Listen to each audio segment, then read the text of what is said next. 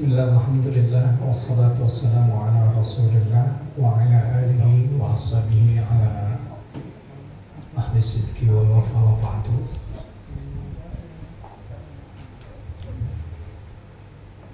Para mahasiswa dan mahasiswi S4 yang sedang berbahagia,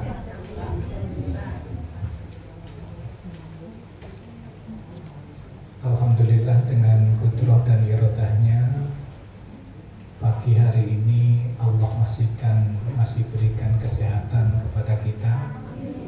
Allah masih berikan kesempatan waktu untuk bisa beraktivitas pada pagi hari ini, dan detik ini pula Allah masih memberikan kesempatan untuk duduk bersama dalam rangka tawasi bil haq wa tawasi bis sabar wa tawasi bil marhamah, saling mengingatkan tentang kebenaran, tentang kesabaran, dan juga tentang kasih sayang. Ketika di luar baru datang salaman dengan Bapak satu persatu gitu. Lihat jenggotnya sudah,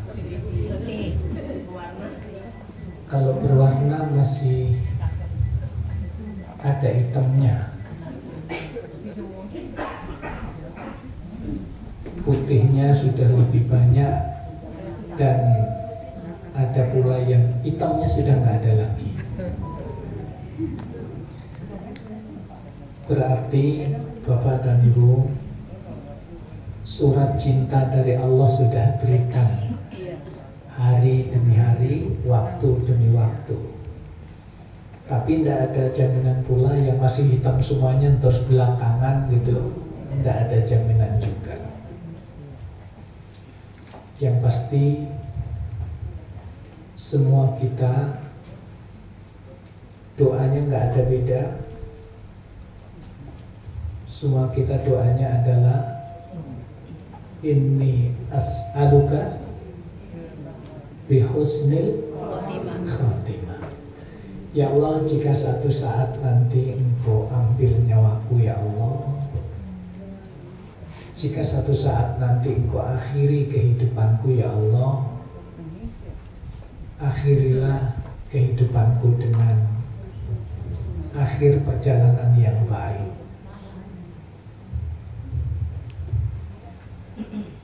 Dan kalau lihat wajahnya, ini wajah-wajah yang gak lama lagi. Udah tambah tertekan aja kalau dibilang gak lama lagi, itu tambah tertekan gitu. Kenapa? Karena kita ingat bahasan kita bahwa a'maru ummati ma baina sittin ila sab'in. Standar usia umatku itu antara 60 sampai 70. Jadi sekarang kalau sudah masuk 60 atau 59 lebih 11 bulan, itu bukan tidak lama lagi, tinggal 1 bulan. Itu pun juga kalau sampai. Maka kemudian ibu-ibu dan bapak-bapak semuanya, jiddiyah istimroriyah, ada kesungguhan, ada kontinuitas di dalam melakukan kebaikan demi kebaikan, itu adalah harus menjadi diri kita semuanya. Jadi jangan membiarkan diri kita, geningnya bisa dikurangi dikit barangkali.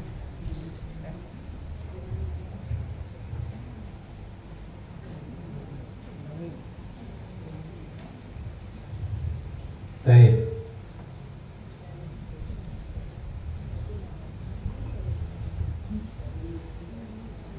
Kita cek dulu.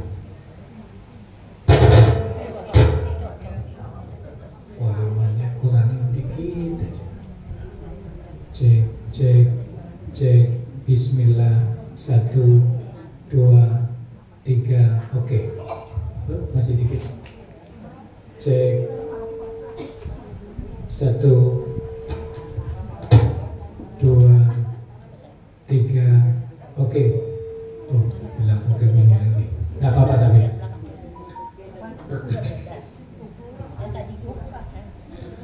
Baik. Oh, Bapak-bapak dan Ibu-ibu, jadi kesempatan umur yang Allah berikan yang pasti tinggal sedikit. Cek. Cek. Oke. 1, 2, 3. 1. Baik.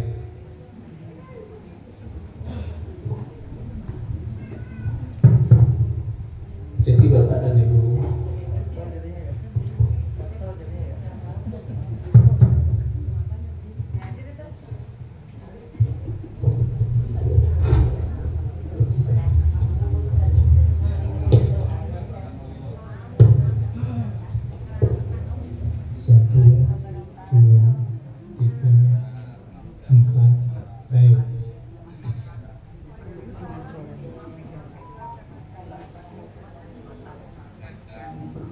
Bapak dan Ibu, ketika Allah berikan kesempatan waktu, kesempatan umur, yang harus kita kedepankan adalah adanya kesungguhan. Kenapa itu? Suara siapa? Cek. Itu Bu Erna.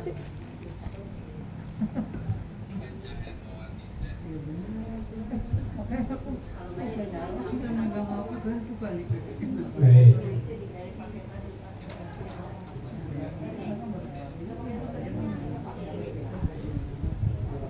Sebelum berlanjut, ibu-ibu semuanya, tentang bagaimana menjaga kontinuitas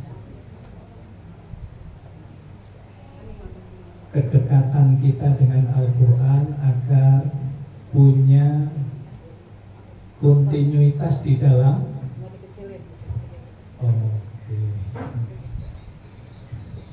di dalam tilawah, di dalam tadarus Al-Quran.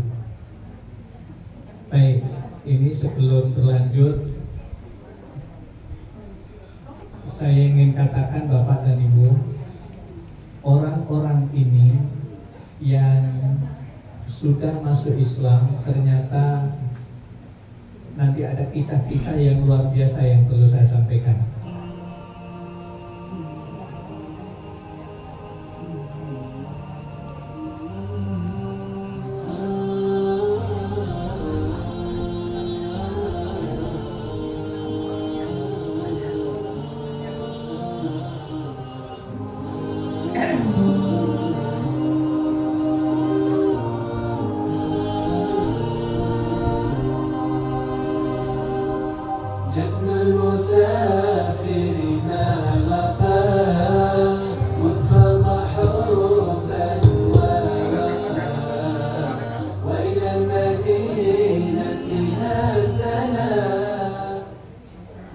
Ashhadu alla ilaha illallah wa ashhadu anna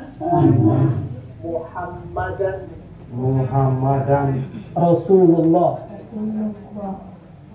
Saya bersaksi bahwa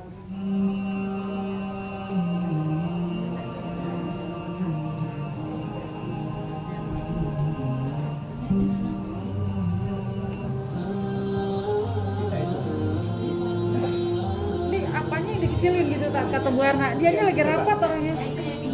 Coba Videonya itu mana? Min, itu di minin sedikit. Min ya. Oh, ada volume. Iya, ada volume di situ di min. Ya.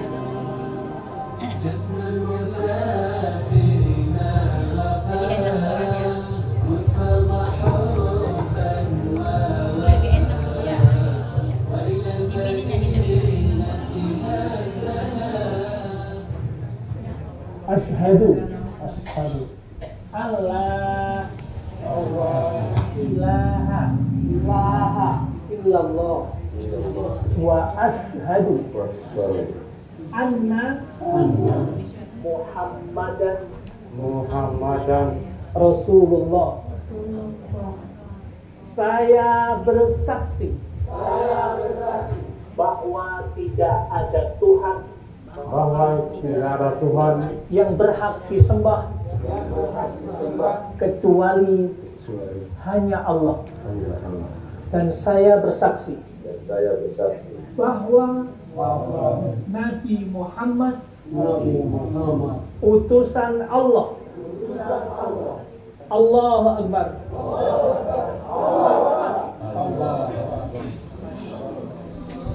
وهنا شاع السنا من حولنا ملء الدنا عنا فرض يا إلهنا يا الله يا مجيب الدعاء جفن المسافر ما غفى مذ فضح حبا ووفى وإلى المدينة هازنا شوق لقرب المصطفى قلوبنا دروبنا ذهبت إلى المصطفى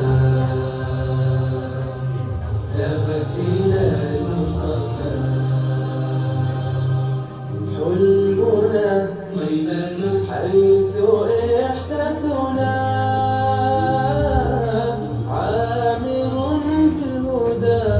مزدان فبها روضة أحمد زانها مثله لن ترى إنسان. Saya mau cerita sedikit tentang kenapa saya harus beralih dari agama semula yaitu Kristen ke agama Islam. Saya selaku seorang pemimpin di suatu negeri yang di bawahnya ada 3 pemeluk, yaitu pemeluk agama Islam, Kristen Katolik dan Kristen Protestan. Tentu saja sebagai pemimpin perlu saya pelajari agama masing-masing. Tapi di balik itu yang saya temui di Islam ada kebenaran-kebenaran dan kesempurnaan. Maka di tahun 1981 saya membuat keputusan untuk memohon tunjuk dari Allah Subhanahu wa Ta'ala. Maka akhir-akhirnya saya sangat sedih. Kesedihan saya itu oleh karena saya mempunyai kewajiban untuk berbuat segala yang baik kepada orang tua saya. Dan meninggalnya orang tua saya itu dalam keadaan Kristen, bukan keadaan Islam. Sementara saya sendiri adalah seorang Muslim. Itulah timbulnya penyesalan saya. Kenapa kalian tidak sama-sama ke Islam saya? Ya saya masih berbakti sebagai orang anak orang tua.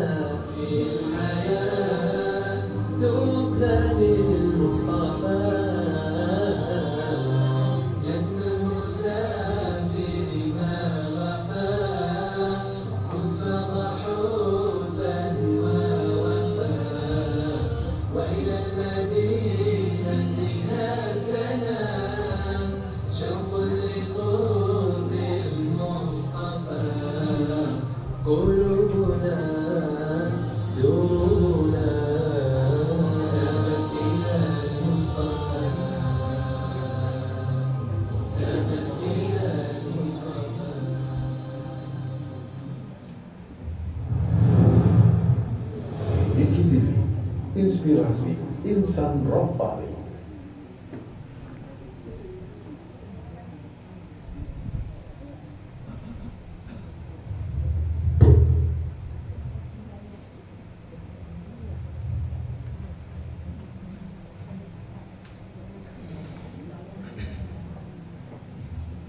Baik, para mahasiswa dan mahasiswa S4, sekali lagi saya tayangkan saudara-saudara kita yang di pedalaman pelosok negeri, karena ada bulan kemarin saya baru pulang dari Maluku dan alhamdulillah dapat lagi 53 orang masuk Islam. Kemudian saya tinggal di sana selama 10 hari dengan tim untuk mengajarkan wudhu yang benar, sholat yang benar, akidah yang benar, kemudian mengajarkan tentang pemberdayaan ekonomi. Jadi ada teman dari IPB yang kita minta untuk ikut sedekah ilmunya, bagaimana bercocok tanam yang bagus, bagaimana berternak ayam, berternak sapi yang menghasilkan lebih baik. Jadi ketika mereka masuk Islam juga jangan sampai ekonominya semakin hari semakin tidak baik. Yang kita harapkan itu bangkit.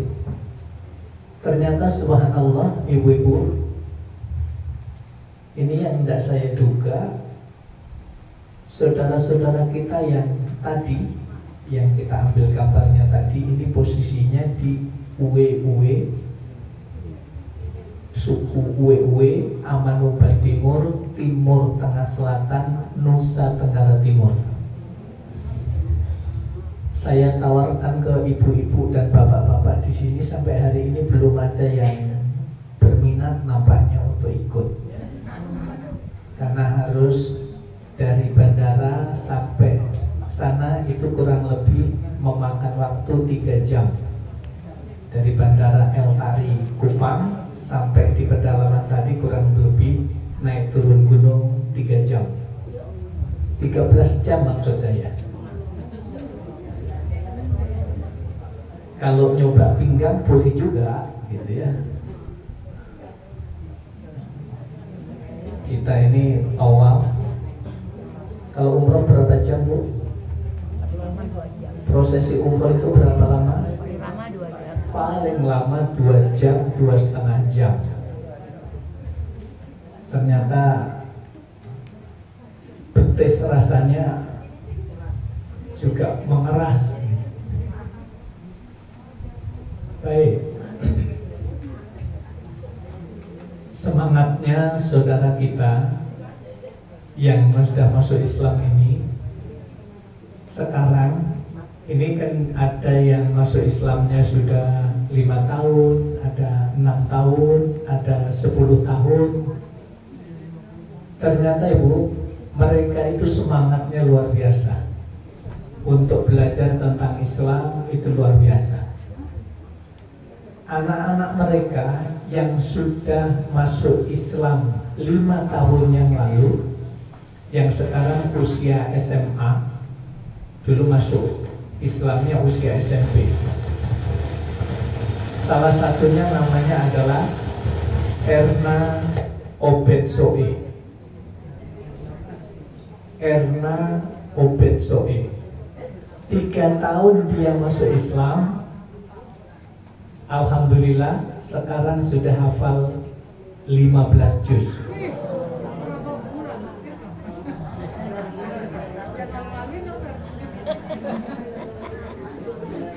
Kita Islam udah berapa lama?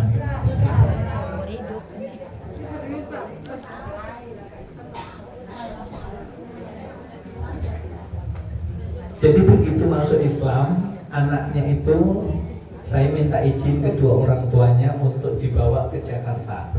disekolahkan di sini. Alhamdulillah saya masukkan boarding school di Bogor. 3 tahun di Bogor sekolah aliyah sambil ngafal Quran, ternyata hafal 15 juz.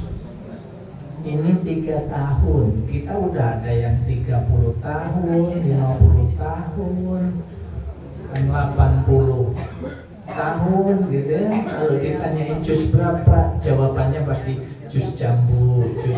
Nah, itu jawabannya kadang-kadang dibelokkan ke sana.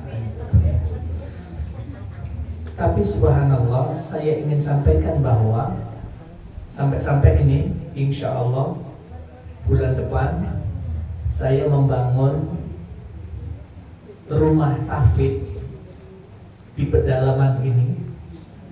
Gambarnya cuma belum saya bisa tampilkan di sini karena belum masuk laptop. Saya buat 4 lantai, 2 lantai maksudnya 4 kelas. Tempatnya di pedalaman, belum ada bangunan tembok yang ada di sana, dan kita membuat bangunan ini bagus sekali. Bangunan tembok 2 lantai 4 kelas, desainnya itu bagus sekali. Kurang lebih nilai bangunan itu 1 miliar. Untuk apa? Saya ingin sampaikan Bapak dan Ibu, jihad, perang, berjuang, itu bentuknya tidak ansih dalam bentuk senjata lawan senjata, AK-47 lawan AK-47, tidak ansih soal itu. Saya ingin ceritakan sedikit pertempuran yang terjadi di Pulau Mentawai, Sumatera Barat. Ini adalah pertarungan ideologi, pertarungan keyakinan, yang Kristen mengajak masuk Kristen, yang Islam mengajak masuk Islam. Dan pertarungan itu dimenangkan oleh Kristen. Faktanya ini Mentawai masuk wilayah Sumatera Barat, tapi muslimnya hanya 20%. Kebayangkan? Kita kenal Sumatera Barat adalah lumbung, sumbernya, lahirnya tokoh-tokoh besar. Buya Hamka, Bung Hatta, Sultan Syahrir,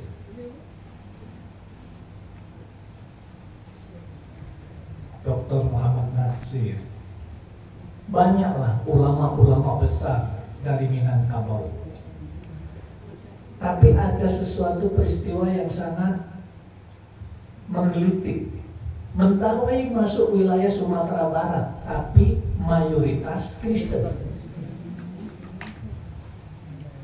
Ternyata Bapak dan Ibu, disitulah terjadinya pertarungan ideologi yang mengajak menyembah kepada Allah jalan terus, yang mengajak menyembah kepada Yesus Kristus juga jalan terus. Dan faktanya kita kalah. Salah satunya adalah orang Kristen di sana. Ini kisah sedikit ya sebelum masuk materi kita secara khusus. Jadi budayanya begini Bapak dan Ibu, anak sekolah dasar kelas 1, 2, 3, 4 SD itu sekolahnya di pedalaman-pedalaman, di pulau-pulau pedalaman. Kemudian kalau masih nyambung, nanti kalau melanjutkan kelas 5, 6 itu harus di kota kabupaten.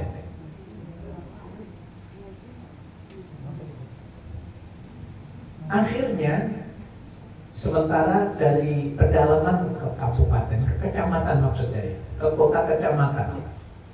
Kalau sampai kecamatan dari pedalaman itu makan waktu naik perahunya itu 3 jam. Dan itu tidak mungkin pulang pergi anak itu sekolah SD pulang pergi 3 jam naik kapal, naik perahu itu tidak mungkin. Maka kemudian satu-satunya jalan dia harus berasrama. Sementara yang punya asrama di pulau itu adalah orang Kristen yang mampu menampung 600 anak. Jadi otomatis anak pedalaman yang sekolah di situ sudah otomatis akhirnya agamanya Kristen. Asramanya mampu menampung 600. Sementara ketika saya turun bersama guru saya, Ustaz Juwada Bakhri almarhum, kita hanya mampu membangun asrama yang menampung 73 anak satu asrama itu, dengan nilai bangunan 175 juta, itu mampu menampung 73 anak. Coba bandingkan 73 anak, sementara mereka 600 anak, dan itu sudah berjalan sudah lama, kita baru masuk. Dan subhanallah Bapak Ibu, bangunannya itu di sana itu, bangunan asrama yang dibangun oleh pihak Kristen itu mestinya adanya di ibu kota provinsi. Bagus banget, bangunannya itu bagus banget. Istilahnya kalau ini bangunan sudah sekian puluh tahun tapi nggak ketinggalan zaman, modelnya itu bagus. Ya, orang pedalaman melihat begitu, itu pasti terpukau. Gratis, makan gratis, semuanya gratis, sekolah di situ sampai selesai. Nanti kalau melanjutkan kuliah itu disalurkan. Makanya yang tertarik untuk masuk Kristen lebih banyak. Nah, dengan pengalaman saya ke sana sudah 8 kali ke Mentawai tugas ke sana. Maka kemudian yang tergambar oleh saya akan melakukan hal yang sama walaupun saya tidak punya banyak uang, tapi saya akan melakukan yang sama di pedalaman sana. Di mana itu? Di Uwe-Uwe, di NTT itu. Alhamdulillah sudah kita mulai ada masjidnya, sekolahannya sudah ada. Sekarang kita melangkah lagi. Kemarin Bapak Kepala Suku ngasih tanah lagi.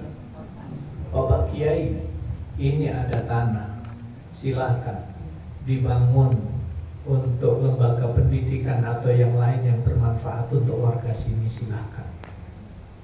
Saya wakafkan tanah ini 7 hektar. Coba, ini lulusan SD bukan, sekolah SD aja enggak, tapi namanya Bapak bolos. Masuk Islam namanya ganti menjadi Salim bolos.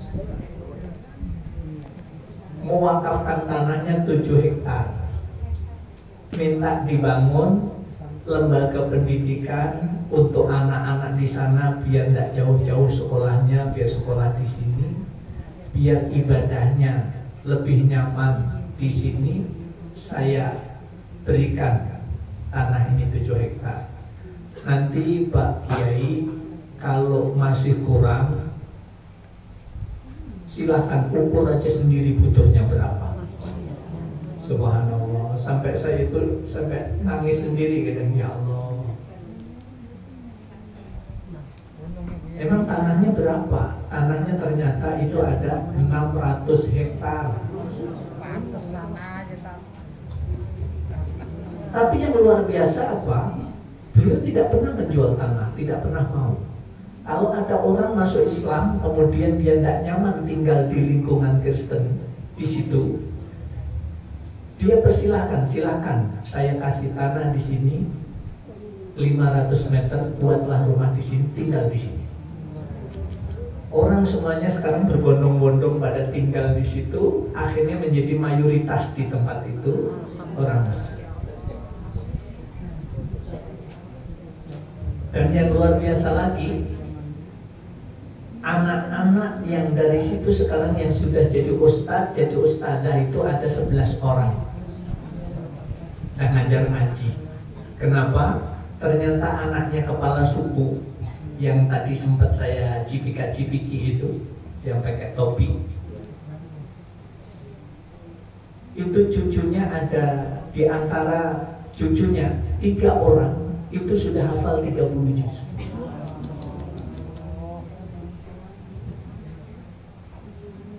Dan yang menjadikan luar biasa apa? Ketika kemarin ada musabaqah hafalan Quran di tingkat provinsi Nusa Tenggara Timur, cucunya kepala suku itu nomor 2. Ini orang pedalaman gitu loh, bukan soal hafal 30 juz, bacaannya bagus. Ketika lomba tingkat provinsi hafalan Quran nomor 2. Halo, coba di antara kita yang juara 2 tingkat kecamatan gitu,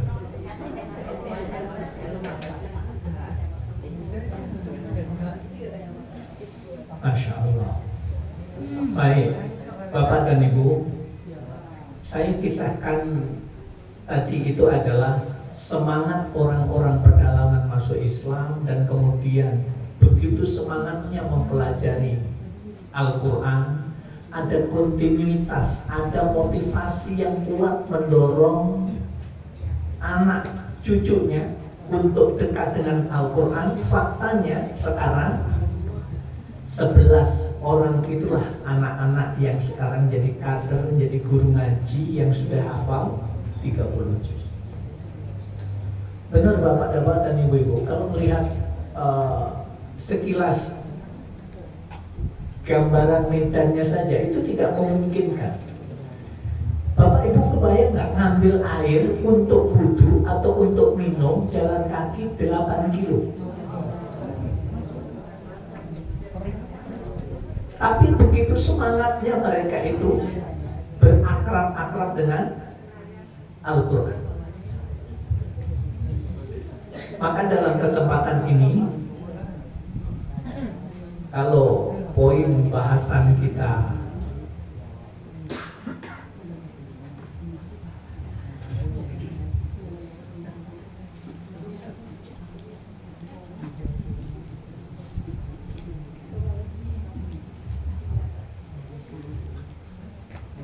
gimana kiatnya agar kita itu terus bisa akrab dengan Al-Quran, biar tadarus dengan Al-Quran.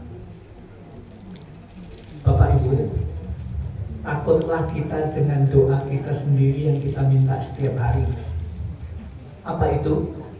Apa doa kita? Allahumma arhamna bil Quran waj'alhu lana imaman wa nuran wa hudan wa rahmah. Ya Allah ya Rabb, sayangilah aku ya Allah karena sebab Al-Quran. Ya Allah ya Rabb, jadikanlah Al-Quran sebagai penerang dalam hidupku, mana yang hak, mana yang batil. Ya Allah ya Rabb, jadikanlah petunjuk hidup Al-Quran itu dalam perjalanan hidupku. Ya Allah ya Rabb, jadikan imam, pemandu dalam perjalanan hidupku. Allahumma dzakirna minhu ma nasina. Ya Allah ya Rabb, ingatkan aku ya Allah kalau aku melupakan Al-Quran ya.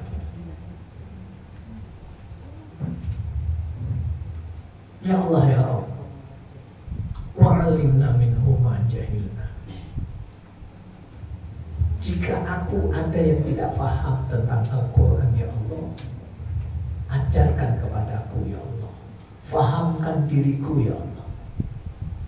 Bapak dan Ibu, doa itu Allah kabulkan dengan kita melangkahkan kaki kita menuju tempat ini dalam rangka mengkaji Al-Quran. Itu adalah hidayah yang Allah berikan, yang tidak semua orang Allah berikan.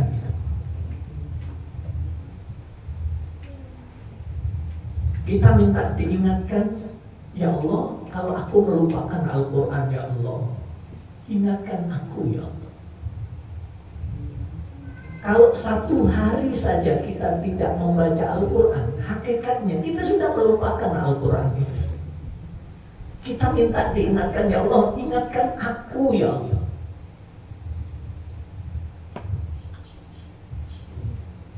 Apa yang kita mohon lagi kepada Allah? Warzuqna tilawatahu ana al-laili wa atrafan nahar. Ya Allah, ya Allah, berikanlah rezeki kepadaku, ya Allah, untuk mampu membaca Al-Quran malam dan siang, ya Allah. Ketika malam hari tiba, ya Allah, berikan hamasah al-aliyah, berikan semangat yang tinggi, ya Allah, untuk membaca Al-Quran. Ketika datang siang hari, ya Allah, berikanlah kekuatan, ya Allah, kepadaku untuk tadarus Al-Quran, untuk tilawah Al-Quran. Bapak dan Ibu, permintaan kita kepada Allah adalah Allah berikan rezeki. Apa bentuknya? Kemampuan dan kemauan kuat untuk selalu tadarus Al-Quran. Itu yang kita minta.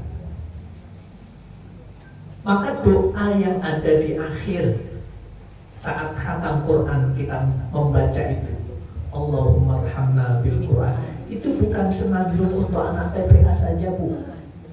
Kalau Pak Hadar itu senandung dibunyikan, diajarkan ke anak TPA, itu hakikatnya biar tertanam yang akhirnya menjadi doa setiap hari.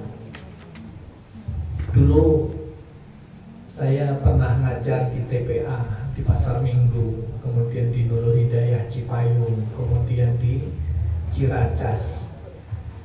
Ya kurang lebih lumayan sih, 23 tahun ngajar TPA. Itu diantaranya yang kita sering sebutkan itu, ajarkan Allahumma arhamna bil Quran waj'alhu lana imaman wa nuran wa hudan wa Allahumma dzakirna minhu ma nasina wa 'allimna minhu ma jahilna warzuqna tilawatahu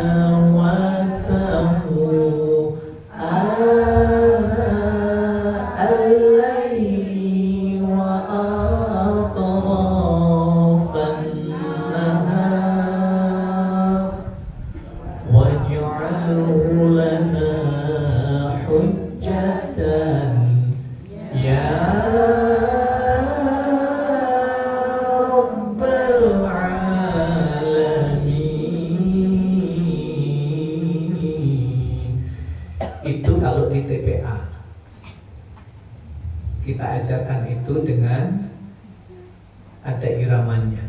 Tapi untuk kita tidak mungkin kita berdoa dengan seperti itu. Kalau doa kemudian sambil ada nyanyiannya, nanti dikira stres kita. Coba aja ibu minta uang sama bapak sambil nyanyi. Bapak sayang, aku minta uang. Langsung dipegang kepalanya. Ini panasnya berapa derajat? Baik, jadi Bapak dan Ibu, itu permintaan kita kepada Allah, minta diberi rezeki agar malam hari, siang hari diberikan rezeki, kemauan dan kemampuan untuk senantiasa tadarus Al-Quran.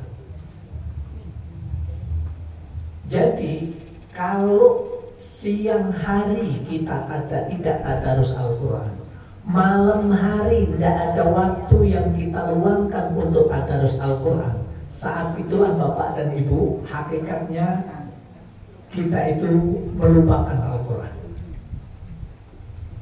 Kenapa? Kalau Quran itu tidak kita baca, kita mengimani, kita meyakini itu adalah akan menghadirkan banyak kebaikan, banyak pahala, akan memberikan pertolongan nanti di hari kiamat. Kalau itu tidak kita baca, terus siapa yang suruh baca? Makanya Ibu semuanya, kita akan mengenali fadhail. Kita akan memahami tentang keutamaan, tentang tata nilai. Halo, Bu, ada nggak yang suka mengkonsumsi madu murni?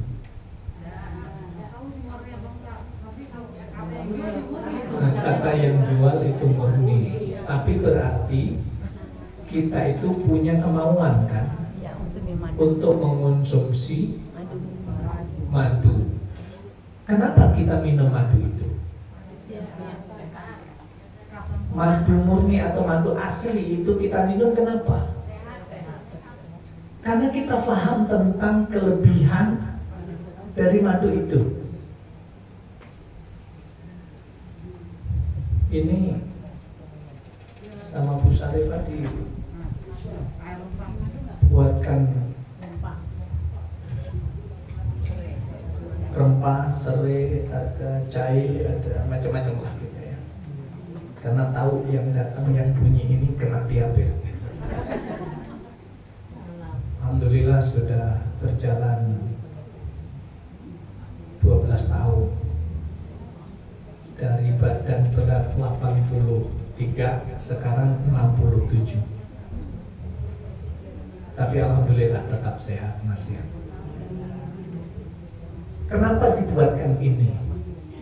Kenapa saya mau minum? Karena kita tahu keutamaan minuman ini. Kalau saya minum dampaknya apa? Begitu pula ibu-ibu dan bapak-bapak semuanya, agar kita punya hamasah al-aliyah, punya semangat yang tinggi untuk berakrab-akrab membaca tadarus Al-Quran itu. Bagaimana caranya? Yang tidak boleh lepas dari kita itu adalah ketika kita memahami tentang keutamaan, fadhail, kelebihan tadarus Al-Quran itu apa, membaca Al-Quran itu nilainya apa, kedudukan kita seperti apa. Ketika kita paham, dan yang paling penting lagi itu adalah ketika Allah berikan iman kepada kita, pemahaman yang didasari iman itulah yang kemudian memunculkan kesungguhan yang kontinu, jiddiyah, istimrariyah, kesungguhan yang terus-menerus kita lakukan. Kenapa? Karena kita paham terhadap nilai-nilai keutamaan itu sendiri.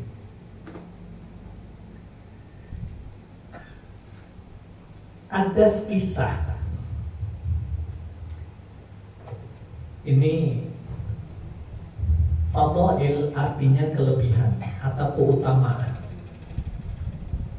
Ketertarikan terhadap sesuatu bergantung kepada ilmu tentang kelebihan atau kegunaan sesuatu itu.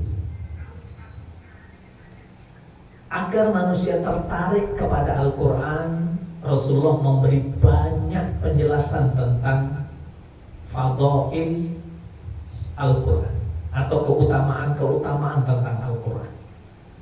Meski demikian, ketertarikan manusia kepada Al-Quran sangat bergantung kepada iman dan keyakinannya kepada janji Allah dan Rasulnya. Misalnya, Umar ibn Khattab sangat tertarik kepada Al-Quran setelah membaca firman Allah, Toha ma anzalna 'alaikal Qur'ana litashqa. Coba kita baca bersama. Toha, 1, 2, 3. Toha. Terus ma anzalna 'alaikal Qur'ana litashqa. Sekali lagi. Toha ma anzalna 'alaikal Qur'ana litashqa. Lihat saya Ibu. Tash dilebar sedikit. Ma anzalna 'alaikal Qur'ana litashqa. Baik. Toha ma anzalna 'alaikal Qur'ana litashqa. Ketika sahabat Umar radhiyallahu anhu membaca ayat ini, terperangah itu sahabat Umar. Tidaklah kami turunkan Al-Quran ini agar kamu sengsara. Berarti kalau dibalik, Al-Quran ini saya turunkan untuk membuat kamu itu bahagia. Atau kalimat lain, kalau ingin menjadi orang yang bahagia, tidak ingin sengsara, fahami Al-Quran, kajilah Al-Quran, amalkan Al-Quran. Itu yang kemudian sahabat Umar itu begitu baca geleng-geleng aja. Ini Al-Quran ini diturunkan tidak membuat orang untuk sengsara. Al-Quran diturunkan ini berarti membuat orang untuk menjadi bahagia. Kalau ingin menjadi orang bahagia berarti harus mengkaji, memahami, dan mengamalkan Al-Quran itu. Makanya kemudian Fatimah bintul Khattab, Fatimah, tunjukkan di mana Muhammad sekarang. Tidak, kamu mau apa?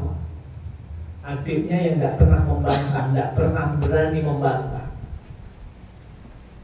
Adiknya sahabat Umar radhiyallahu anhu saat itu menolak. Saya tidak akan menunjukkan Muhammad ada di mana kalau kamu tidak menjelaskan. Saya akan ketemu Muhammad dan saya akan mengucapkan syahadat.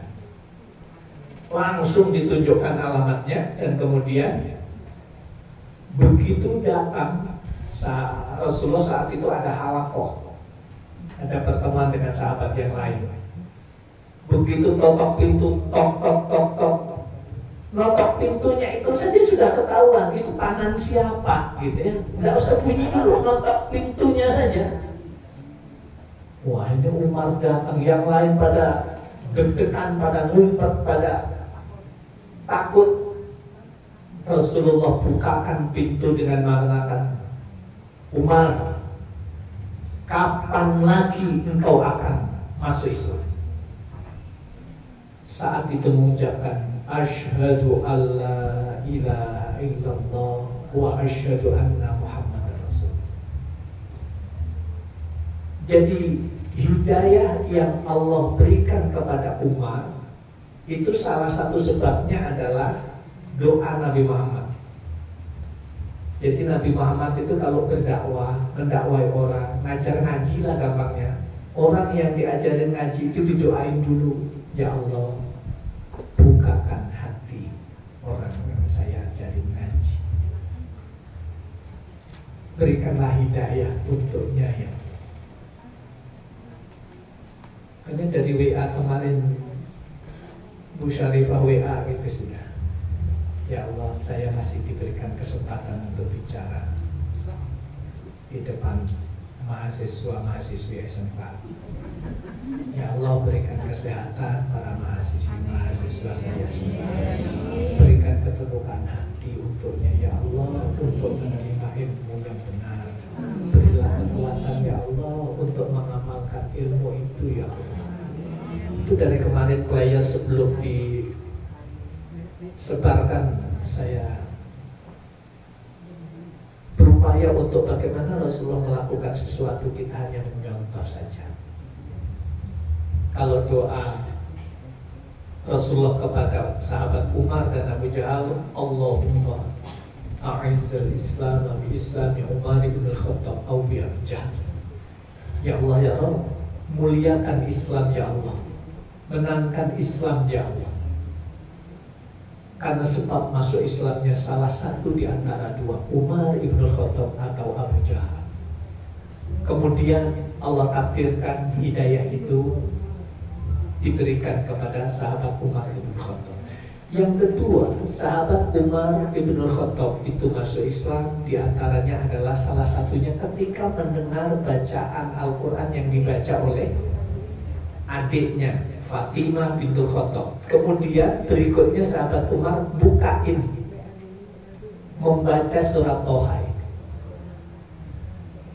Baik, ini mengingatkan kepada kita juga Bapak dan Ibu, kalau Al-Quran ini diturunkan bukan untuk membuat susah, berarti membuat bahagia.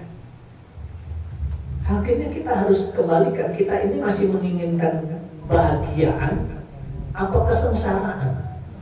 Kalau kita menginginkan kebahagiaan, menjadikan hidup kita semakin tua, semakin cerdas. Cerdasnya orang tua itu gimana?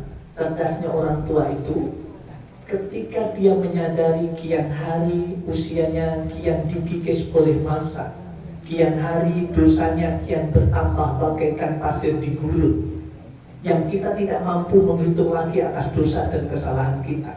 Tapi kita punya semangat untuk dekat dengan kitab suci Al-Quran. Kita mau membacanya, kita pegang. Innal hasanat yudhibnis sayyi'at.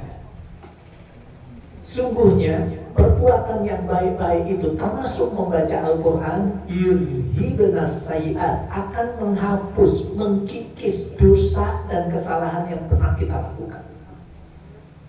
Jadi ketika kita membaca Al-Quran, hakikatnya kita tahu nilainya di hadapan Allah itu salah satunya akan menjadi penghapus dosa dan kesalahan yang kita lakukan. Pesan Rasulullah untuk kita, wa atbi'is sayyi'atal hasanata tamhuha. Kalau engkau pernah merasa berbuat dosa, lakukanlah kebaikan demi kebaikan. Niscaya dengan kebaikan-kebaikan yang kalian lakukan, Allah akan kikis dosa dan kesalahan yang selama ini kalian lakukan. Itu pesan Rasulullah untuk kita. Maka kemudian, kalau tadarus Al-Quran tidak kita lakukan, sehari saja kita tidak tadarus Al-Quran, sadarilah bahwa ada nilai kebahagiaan yang Allah kurangi dalam kehidupan kita. Halo? Ini benar Bapak dan Ibu. Kalau saya tagih janjinya kan jadi mikir-mikir kan. Ketika Bapak dan Ibu janji kepingin menjadi sahabat Nabi yang rajin. Yang rajin sehari itu 6 juz. Pertanyaannya, sampai hari ini sudah tiap hari 6 juz atau belum? Belum. Dulu kita dorong untuk memilih yang malas, ternyata nggak mau. Sahabat Nabi yang malas 1 hari 1 juz. Nah kita yang malas sehari baca, 5 hari nggak baca. Tapi saya yakin bapak-bapak ibu-ibu di sini sudah ada kontinuitas walaupun fluktuatif.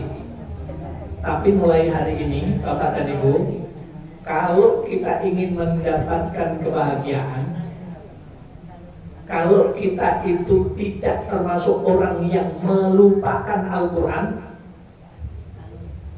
berarti komitmen kita mulai hari ini dan seterusnya tidak akan kita itu absen tadarus Al-Quran.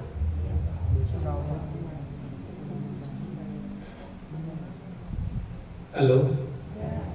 Kalau pagi hari yang sudah pola makannya pagi, siang, sore. Kalau pagi hari tidak sarapan, apa resikonya Bu? masuk angin. Nah, sudah sarapan pagi, kemudian bapak-bapak makannya jam 2, apa resikonya? Masuk angin juga, katanya terlambat makan. Karena memang polanya sudah begitu, gitu ya. Kalau saya jam 9 tadi di mobil itu sambil ngunyah makanan. Jam 9 pagi mulai makan, ada makanan yang masuk. Nanti jam 11 harus ada makanan yang masuk per 2 jam sampai terakhir jam 8 malam. Jadi per 2 jam saya harus makan, Pak. Disiapin kan tuh ya? Walaupun saya nggak pernah makan di sini, karena di mobil sudah standby gitu. Baik, alhamdulillah. Jadi Bapak dan Ibu memahami tentang keutamaan itu adalah akan menjadi kita itu punya semangat yang tinggi untuk tadarus Al-Quran. Berikutnya ini adalah seorang yang pernah hidup ketemu dengan Nabi, namanya adalah Walid ibnul Mughirah. Walid ibnul Mughirah itu walaupun sangat tertarik dengan Al-Quran, dengan memuji setinggi-tingginya, dan akhirnya ia tidak beriman kepada Al-Quran dan berusaha mencari alasan untuk menjauhkan diri dengan mengatakan Al-Quran itu adalah sihir yang diajarkan kepada Muhammad. Al-Quran itu adalah tidak masuk akal. Al-Quran itu adalah mantranya orang gila. Macam-macam lah ya. Oleh karena itu, keimanan yang telah Allah karuniakan hendaknya dipelihara, bahkan ditingkatkan sehingga menumbuhkan ketertarikan kepada Al-Quran melalui penjelasan Rasulnya. Jadi begitu itu. Halo? Lanjut ya. Keutamaan tilawah Al-Quran dalam perspektif Al-Quran. Jadi langkah yang harus kita pahami agar kita itu punya kontinuitas, agar kita itu punya keistiqomahan di dalam tilawah Al-Quran. Ini ada penjelasan tentang Al-Quran, tilawah Al-Quran dalam perspektif atau dalam pandangan Al-Quran. Kita baca ya. Innal ladzina yatluna kitaballahi wa aqamus salata wa anfaqu mimma razaqnahum.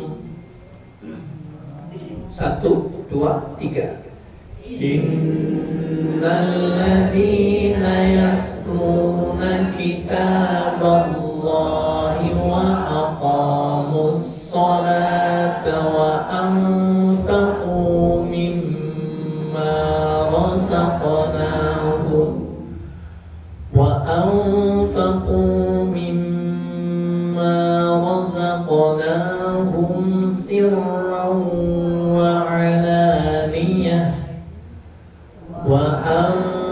وأنفقوا مما رزقناهم سرا وعلانية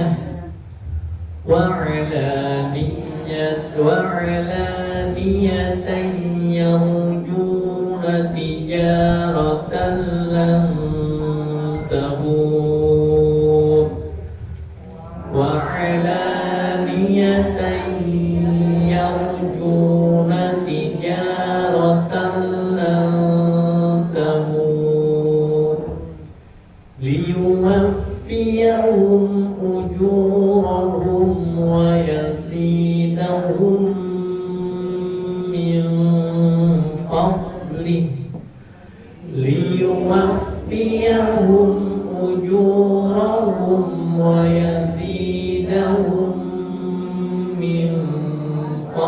nih. Innahu ghafurun syakur. Innahu ghafurun syakur. Baik. Sungguhnya orang-orang yang selalu membaca kitab Allah, ya, penjelasannya sesungguhnya orang-orang yang selalu membaca kitab Allah. Orang itu tilawah, yatsluna. Yatslu itu dalam bahasa kita yang sudah kita kenal tilawah. Tilawah itu adalah membaca teks dan juga mengkaji isinya, itu namanya tilawah. Kemudian membaca teksnya, mentadarusi tulisannya, kemudian mengkaji isinya. Yang ketiga, mengajarkan, mendakwahkan. Itu namanya yatslu. Itu namanya tilawah. Jadi tilawah itu tidak hanya sekedar baca, tapi membaca teks Arabnya dan juga mengkaji isinya dan juga mendakwahkannya. Sesungguhnya orang-orang yang selalu membaca kitab Allah dan mendirikan sholat dan menafkahkan sebagian dari rezeki yang kami anugerahkan kepada mereka dengan diam-diam dan terang-terangan, mereka itu mengharapkan perniagaan yang tidak akan merugi. Baik, tafsirnya saja. Ini penjelasan tafsirnya. Orang-orang yang senantiasa membaca Al-Quran dan menjaganya setiap saat, pada hakikatnya ia laksana seorang yang sedang berniaga yang tiada tara. Al-Hafidh Ibnu Katsir menafsirkan ayat tersebut, inna kulla tajirin min wara'i tijaratihi wa innakal yawma min wara'i kulli tijarati. Kulla tijarati. Sesungguhnya setiap pedagang itu ada di belakang perniagaannya. Jadi kalau di mana-mana orang dagang itu yang dijual di depannya, dia di belakangnya. Dan engkau wahai yang senantiasa dengan Al-Quran sedang berada di belakang setiap perniagaannya. Jadi Quran yang kita baca itu hakikatnya kita sama dengan sedang berdagang. Allah yang memberi, yang membeli itu Allah. Yang mengganti dagangan kita itu Allah. Ini penjelasan ini Abul Fida Al-Hafidh Ibnu Katsir, tafsir Quranul Azim, cetakan Libanon Darul Kutub tahun 2006. Ini kitab tafsirnya, rujukannya dari sana. Jadi Bapak dan Ibu, kita mesti harus punya rasa bangga, rasa senang, rasa bahagia. Kalau kita tadarus Al-Quran, kita sedang berdagang, Allah yang membeli dagangan kita. Halo? Kalau kita dagang dengan seseorang, kadang-kadang begitu sudah deal, harganya cocok, kita sudah hitung, kita untung, ternyata barangnya kita suruh anak buah kita kirim barang ini ke sana, nanti uangnya beliaunya itu tidak bisa transfer hari ini, nanti uangnya uang cash, ada 100 juta itu tolong nanti terima dan kemudian kasih tanda terimanya, kasihkan saya pulang dari sana. Ternyata barang disampaikan di sana, uang sudah diterima, kemudian tanda tangan, anak buah kita malah kabur, bawa uang yang itu. Saya masih ingat tahun 94. Saya dulu sambil kuliah sambil jual marmer.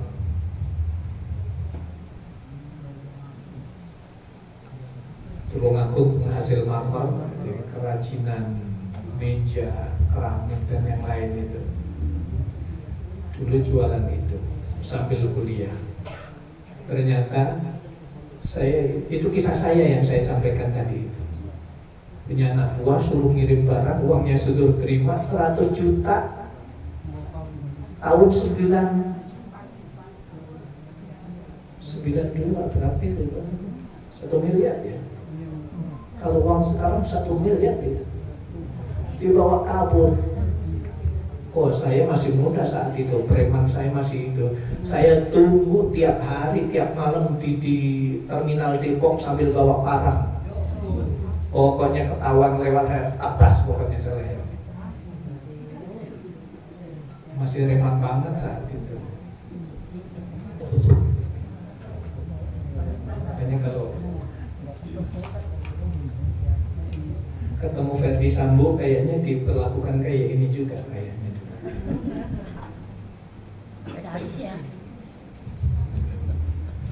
Cuman keluar masuk penjara aja saat itu udah biasa lah.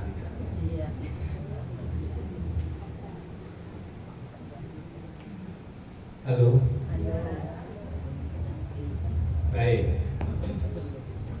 Jadi Bapak dan Ibu, saya ingin kembalikan bahwa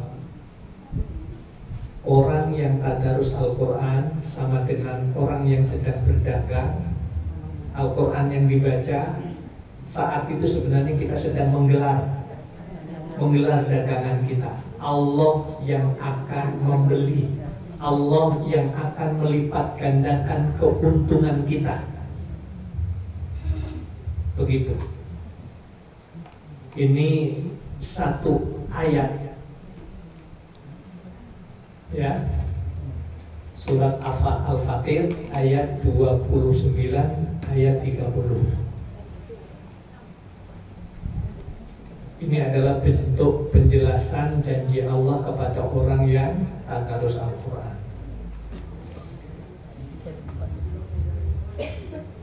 Kalau yang tadi itu keutamaan tilawah Al-Quran dalam perspektif Al-Quran, sekarang dalam pandangan hadis.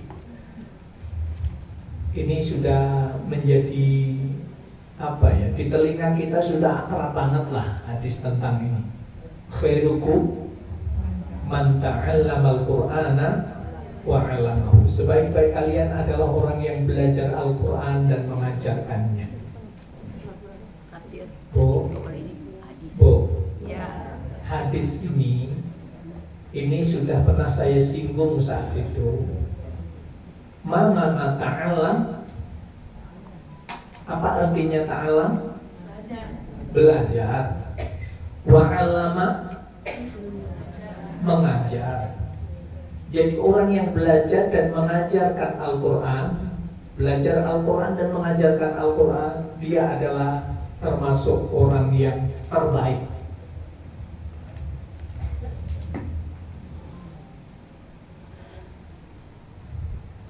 Halo.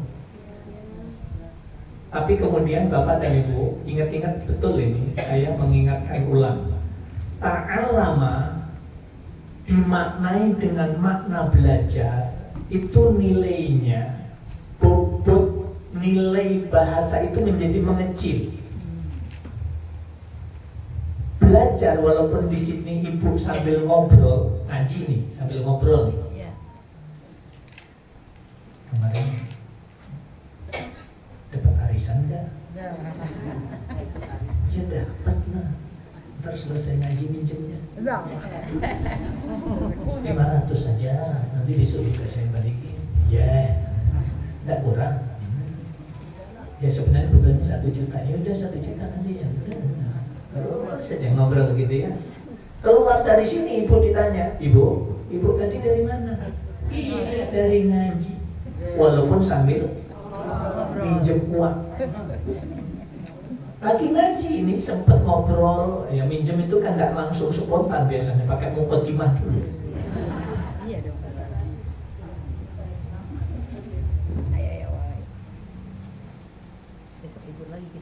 Terus yang bapak-bapak juga tanya, Pak, kemarin dari mana? Nggak kelihatan. Itu cucu lagi pada datang, lagi ngurusin cucu. Ngobrol aja gitu. Keluar ditanya, Pak, bapak dari mana? Dari ngaji. Walaupun sambil ngobrol. Atau ada yang anteng banget itu, serius, fokus gitu. Tidur. Tapi ini muter aja, ya Allah, itu rendeman baju tadi di rumah belum dicuci sudah 3 hari, bau banget itu. Nggak ada yang peduli, bapaknya pagi-pagi ngorok aja. Itu di hati itu bergeduman, ini lihatnya fokus, itu kelihatannya. Begitu ditanya, ibu dari mana? Ngaji. Walaupun sambil diskusi sendiri gitu. Diskusi hatinya itu sendiri ya.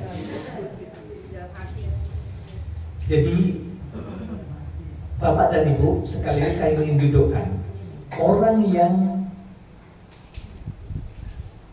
ta'alam itu maknanya adalah orang yang memanfaatkan matanya, telinganya, hatinya, perasaannya, pikirannya, seluruh inderanya untuk menangkap, merekam apa yang disampaikan oleh ustadznya itu, menangkap dengan baik, menerima dengan baik sampai semuanya. Itu batuknya ustadz tadi itu di menit keberapa, itu sampai tahu. Artinya apa? Fokus gitu loh. Ketika fokus, mampu menangkap semuanya, maka seseorang itu akan bisa wa'alama, mengajarkan kepada yang lain. Kan tidak mungkin ibu-ibu, bapak-bapak di sini ngaji, ngobrol. Akhirnya apa? Konsekuensinya adalah apa yang disampaikan tidak terekam dengan baik. Bapak-bapak menikmati juga.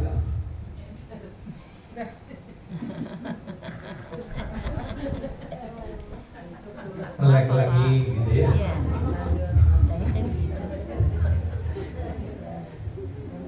Saya ingin katakan Bapak dan Ibu, kalau ngaji itu seperti itu, insya Allah pahalanya tetap dapat. Kenapa? Niatnya dari rumah ngaji. Makanya kalau nanti di sini ya memang harus tidur. Sekalian begitu duduk doa Bismika Allahumma. Insya Allah pahala dapat, cuman ilmunya nggak dapat. Maka kemudian tidak bisa seseorang itu yang hadir di kajian dimasukkan kelompok manusia yang terbaik kalau ngajinya ngobrol. Begitu. Kenapa? Nggak bisa nangkep gimana? Nggak bisa merekam dengan baik. Sementara hadisnya itu mengatakan sebaik bagi kalian adalah orang yang belajar, yang ta'alam. Itu adalah sekali lagi orang yang memanfaatkan pendengarannya, penglihatannya, pikirannya, hatinya, perasaannya, hadir fokus menangkap. Begitu. Jadi sedih begini dia. Oh enggak enak itu ngaji sama Pak Nurin, nggak bisa ngobrol gitu ya. Enggak, itu yang bunyi hadisnya begitu gitu loh. Ya, gampangnya kesimpulannya, tidak mungkin seseorang itu mau mengajarkan ilmunya kalau ilmunya tidak ketangkap dengan baik. Apa?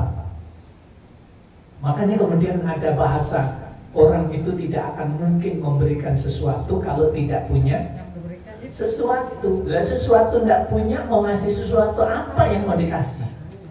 Gitu. Baik.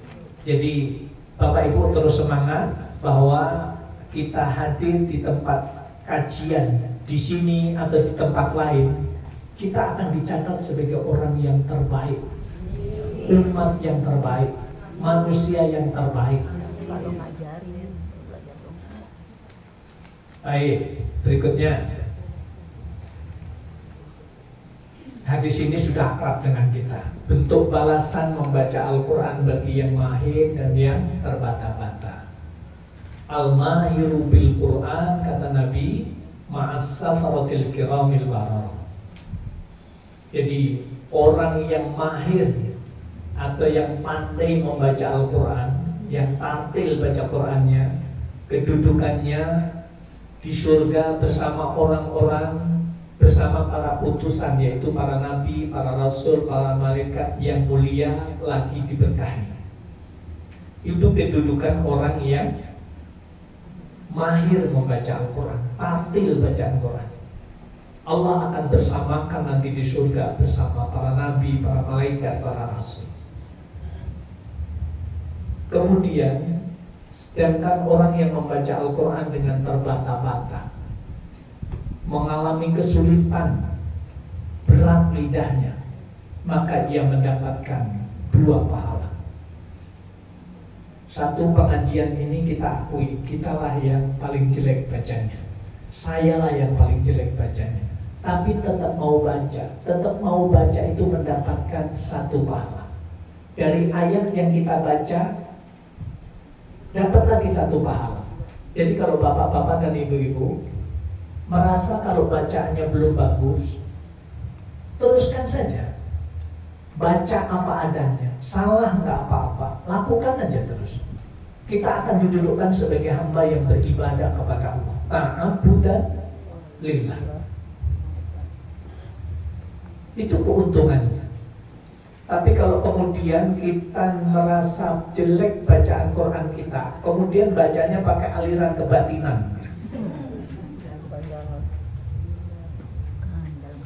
coba.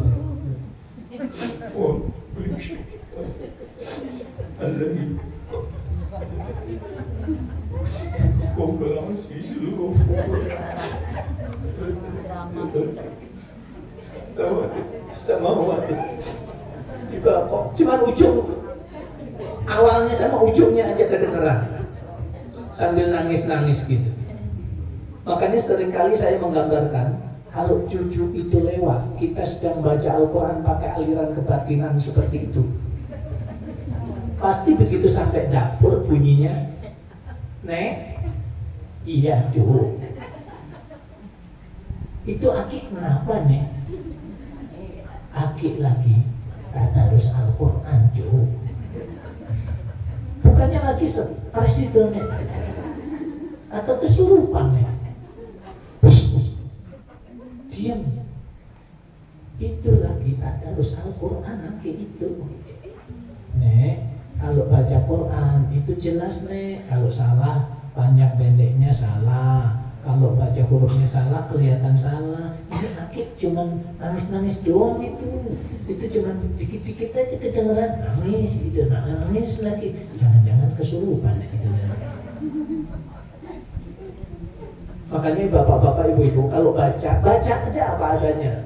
Kalau ketang baca Tabarakalladzi biyadihil mulku wa huwa ala kulli syai'in qadir. Alati kolakol mauta wal hayata liyabluwakum ayyukum asamu amala wa huwal majidul ghafur. Bapak Ibu, kalau bacaannya memang adanya seperti itu, ya sudah, tetap aja baca, tidak usah tertekan. Kalau justru itu kita sedang mewariskan kebiasaan yang baik kepada anak cucu kita. Coba kalau kita nanti meninggal, apa komentar anak cucu kita? Dulu nenek di tempat ini setiap pagi pasti tadarus Al-Quran.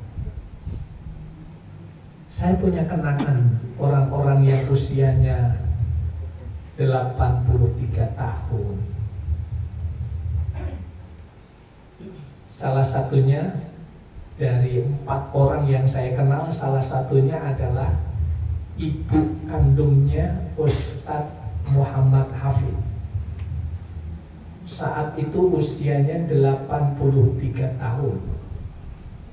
Itu punya kebiasaan tadarus Al-Quran setiap hari 10 juz. Setiap hari. Subhanallah itu.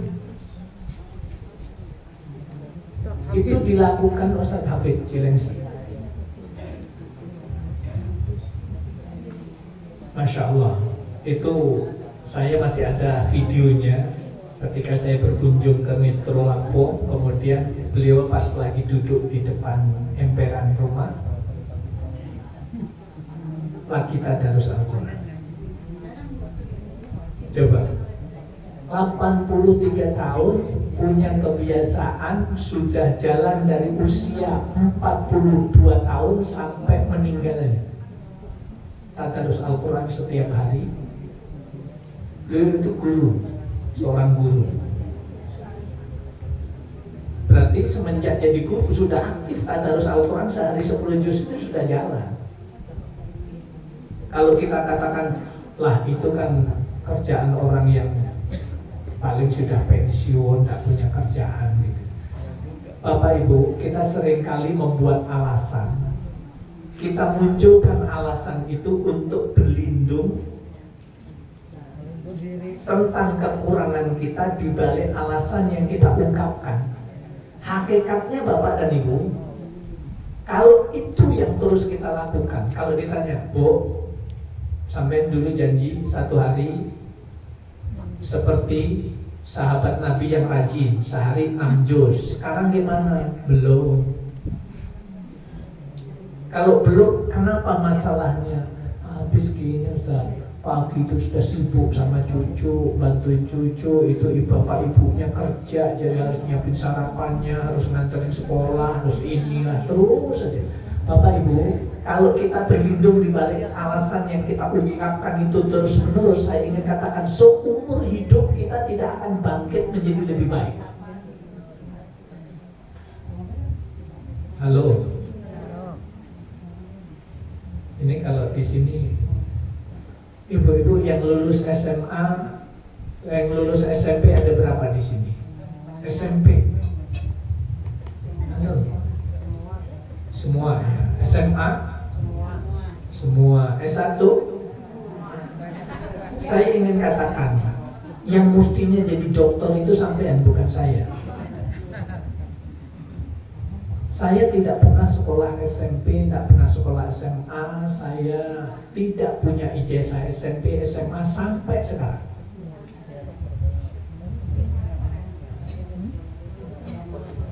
Tapi ada hal, kenapa langkah itu terus jalan? Karena ketika kita bangkit tidak berlindung di balik alasan yang kita ungkapkan, disitulah Allah membukakan pintu, membukakan jalan yang terbaik untuk hamba. Makanya untuk tadarus Al-Quran ini Bapak dan Ibu, jangan pernah berlindung di balik alasan. Kenapa hari ini tidak baca? Loh, itu kan hak saya, saat mau baca mau enggak itu kan urusan saya. Iya. Tapi kita itu ingin ngaji, mendapatkan kebaikan yang kita lakukan ini dari setiap ayat yang kita baca. Baik.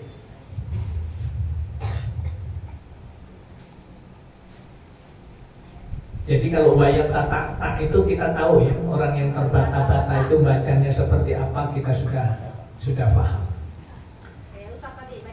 Ya, lebih dari itu. Lebih dari itu. Apalagi sudah giginya itu sudah pamit satu-satu, bahkan tinggal satu-satunya gitu ya. Yang gigi merotoli tinggal satu.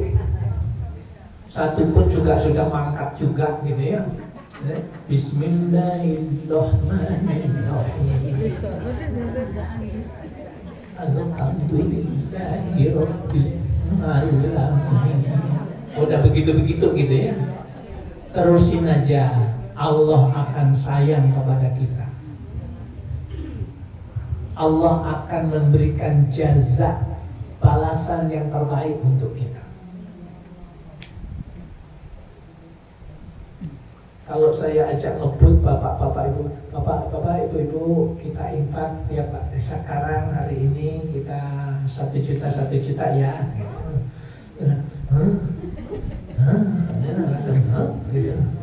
Kenapa? Cucu aja setiap bulan ngirim ngasihnya anak kadang Nggak segitu. Mana yang mau dikeluarkan gitu ya. Tapi subhanallah, Allah akan banyak memberikan kebaikan kepada kita melalui sesuatu yang kita tidak usah mengeluarkan uang, yaitu baca Quran. Majtama'a qaumun fi baitin min buyutillah yatluna kitaballah wa yatadarasunahu fima bainahum illa nazzalat alaihimus sakinah wa ghasyiyatuhumur rahmah wa haffathumul malaikah wa dzakarahumullahu fi man indahu. Sungguhnya Rasulullah bersabda, tidaklah satu kaum yang berkumpul di rumah Allah, di antara rumah-rumah Allah, mereka membaca kitab Allah dan mengkajinya, melainkan ketenangan turun kepada mereka. Illa nazzalat alaihimus sakinah, Allah akan turunkan ketenangan dan ketentraman kepada orang yang berkumpul, ngaji, mentadarusi Al-Quran, mengkaji Al-Quran. Allah akan berikan ketenangan dalam hidup dan kehidupan orang itu. Dan mereka diliputi rahmat, diliputi kasih sayang Allah, dipayungi para malaikat, serta Allah menyebut-nyebut mereka. Jadi Allah menyebut di kalangan para makhluk yang ada di langit, yaitu para malaikat, Allah menyebut, hambaku ini saya berikan rahmat, hambaku ini saya berikan sayangku saya berikan kepadanya. Maka sudah otomatis semua malaikat itu kemudian ikut menyayangi hamba itu. Baik.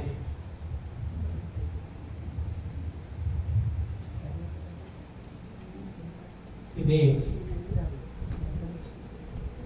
balik lagi ke yang sebelumnya ini ya. Kalau kita mentadarusi Al-Quran, Allah berikan pahala yang berlipat dari setiap huruf yang dibaca. Jadi barang siapa yang membaca Al-Quran satu huruf, dia mendapatkan satu kebaikan itu dikalikan 10, berarti satu huruf 10 kebaikan. Bismillahirrahmanirrahim. Berapa hurufnya? 19. Pahala yang kita dapatkan, yang Allah berikan ke kita 190. Kalau surat Al-Fatihah ada berapa huruf? Halo, coba Bapak Ibu kan pegang handphone, cek coba di Google. Ada berapa huruf surat Al-Fatihah? Hitung-hitung pahala boleh loh.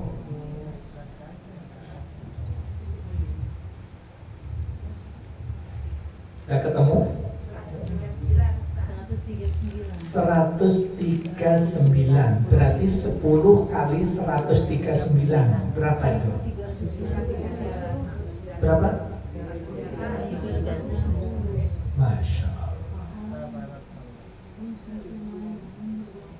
Itu baru baca Fatihah aja, belum yang lain.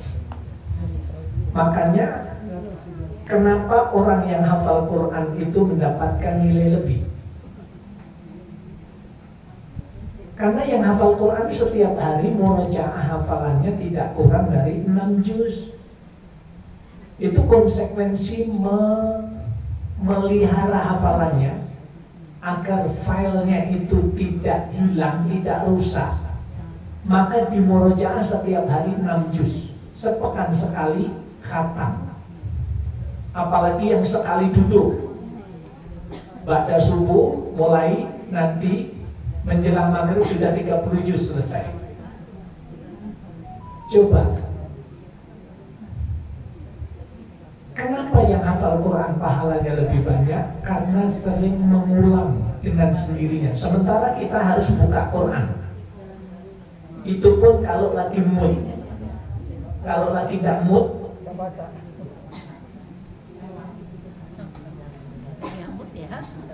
Nggak mood ya nggak baca. Lagi mood baca, setengah mood masih baca, nggak mood Nggak baca. nggak baca, nggak mood banget Nah, itu lagi. Tidur. Tidur. akhirnya nggak baca. Banget banget. Anjuran iri kepada orang yang rajin membaca Al-Quran. Jadi kalau ada orang baca Al-Quran, bunyinya jangan sampai begini, Bapak Ibu. Ya, sok suci. Biar kelihatan pahalanya dapat banyak. Baca Quran, cemen, tambah cemen lagi. Pakai cemen begitu. Sementara yang cemen itu dianya. La hasada illa fitnataini. Rajulun atahu Allahul Quran fahuwa yatluna ana al-laili wa ana an-nahar. Tidak diperbolehkan iri kecuali dalam dua hal. Pertama, iri hati terhadap seseorang yang diberikan oleh Allah Al-Quran, lalu orang itu membacanya sepanjang malam dan siang. Kedua, iri hati terhadap seseorang yang dianugerahi oleh Allah harta, kemudian menginfakkan hartanya sepanjang malam dan siang. Jadi malam hari meluangkan waktu, bukan sepanjang waktu habis untuk itu, enggak. Malam meluangkan waktu untuk tadarus Al-Quran, siang meluangkan waktu untuk tadarus Al-Quran. Jadi kalau ada orang lihat orang kayak gitu, irilah terhadap orang kayak begitu. Ada orang yang kaya raya,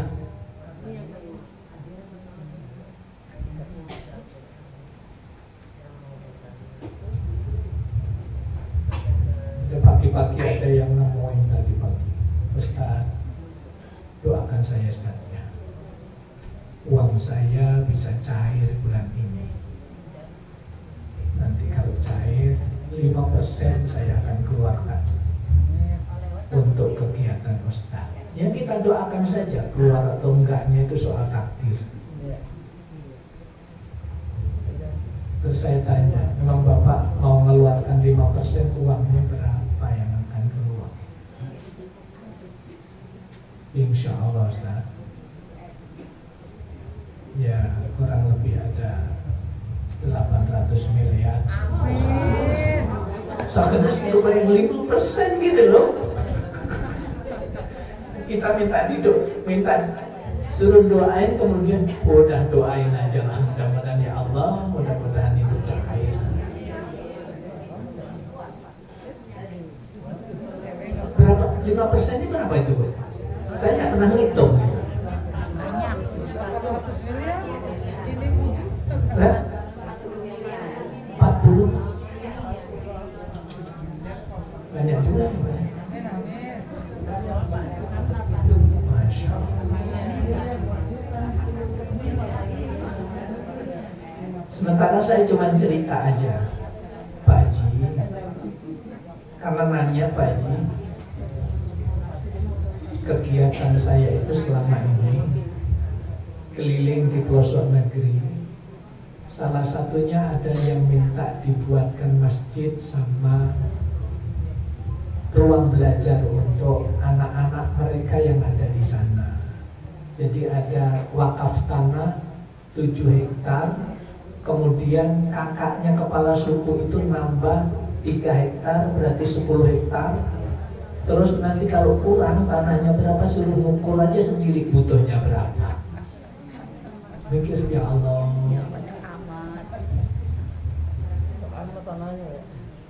Baik, saya coba ingin ngajak nengok. Lihat sebanyak itu nggak pernah lihat ya. Kan begitu.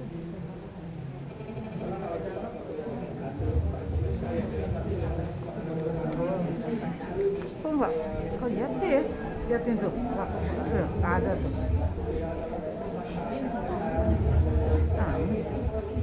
Ini Bapak Salim Bolos, kepala suku. Orangnya ganteng banget, enggak hitam pasti gitu ya. Tapi subhanallah hatinya luar biasa.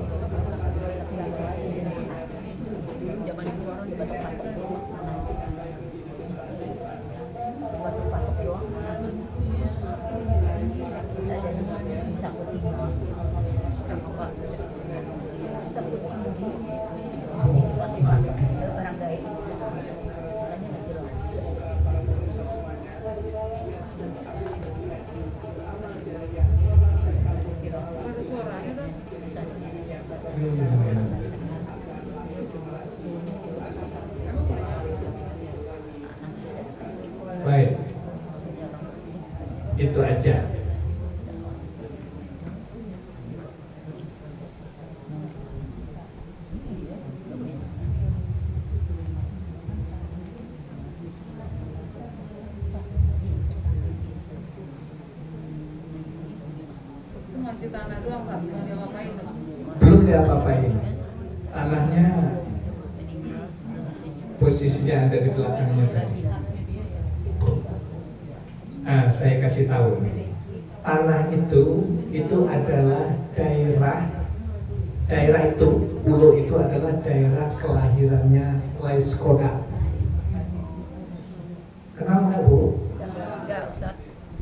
Gubernur NTT yang preman itu, yang istrinya bangga dengan memproduk minuman keras itu. Oh, iya. Baik. Itu asik itu kalau nanti dibangun tempat itu asik banget. Karena itu kelahiran sosok yang dikenal Kristennya itu kuat. Insya Allah starter yang itu tuh yang 5% keluar karitas. Insya Allah ya. Yang 5% keluar selesai. Insya Allah. Baik. Perumpamaan keutamaan menjaharkan dan mensilkan bacaan Quran. Aku mendengar bahwa Rasulullah bersabda, keutamaan orang yang memperlihatkan bacaan Quran sama halnya dengan orang yang memperlihatkan sedekah.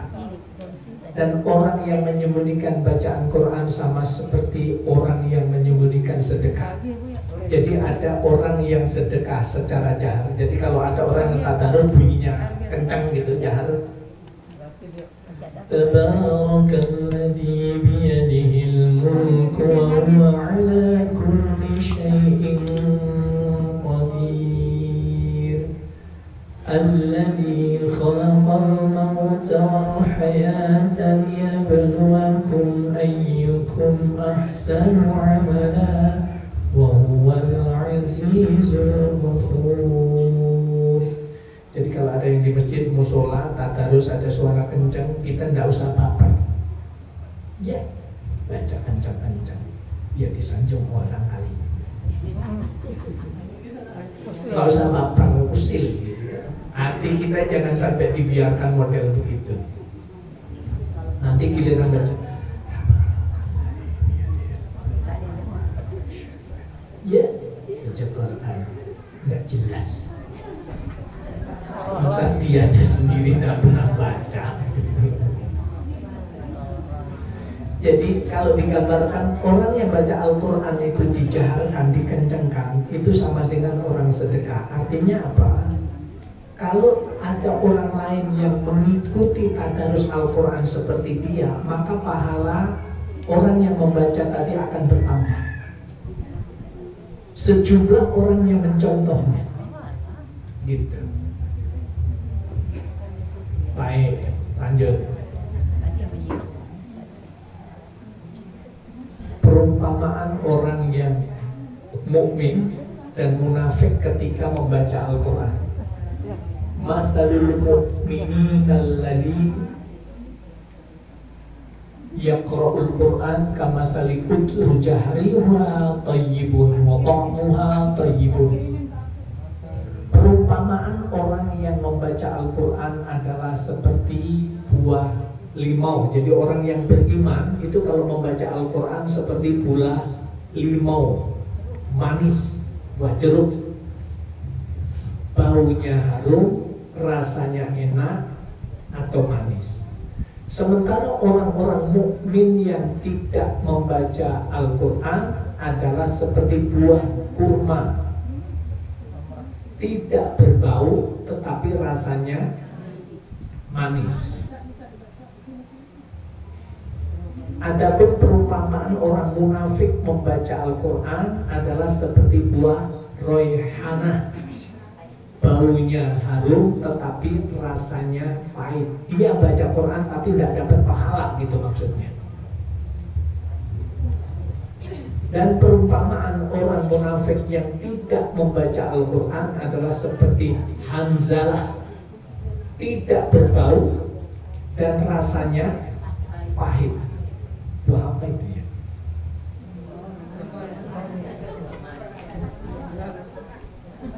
Baunya nggak ada, rasanya pahit. Ibu pernah ngeletak enggak? Ngeletak buah mauni. Kalau mauni kita letak, kita makan jadi obat.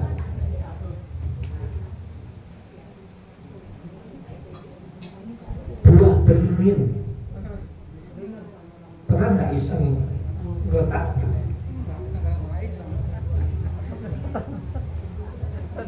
Kan biasanya ngeletak nyoba gitu orang iseng aja gitu kan. Buahnya pahit, burung pun tak mau makan. Itulah yang kemudian disebutkan seperti Hanzalah. Jadi kalau namanya juga orang munafik ya. Kalaulah dia baca Al-Quran, dia hanya tampil menunjukkan seolah-olah dia Qurani banget, tapi hakikatnya dia benci terhadap Al-Quran itu sendiri. Baik, ini lebih mendorong secara psikologis Bapak dan Ibu, mendorong kepada kita kalau jadi orang Islam, bacalah Al-Quran, suaranya bunyikan, bisa dinikmati dengan baik. Itulah gambaran yang Rasulullah katakan seperti buah jeruk yang manis. Bunyi bacaannya enak, didengar enak, perilakunya pun juga siapapun yang dekat dengannya merasa aman dan nyaman. Begitu.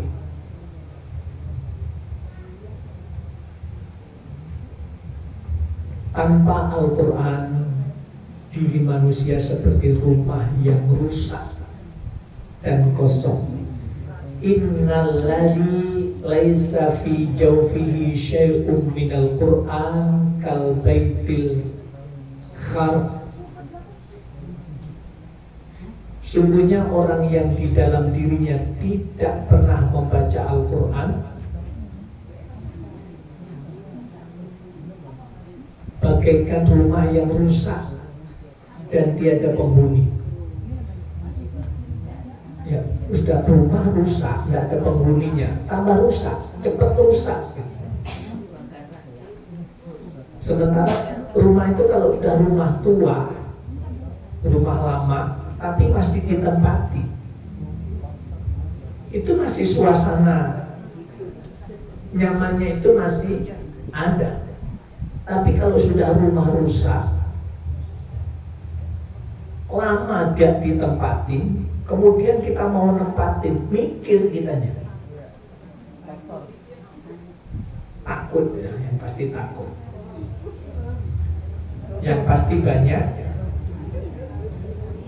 jinnya.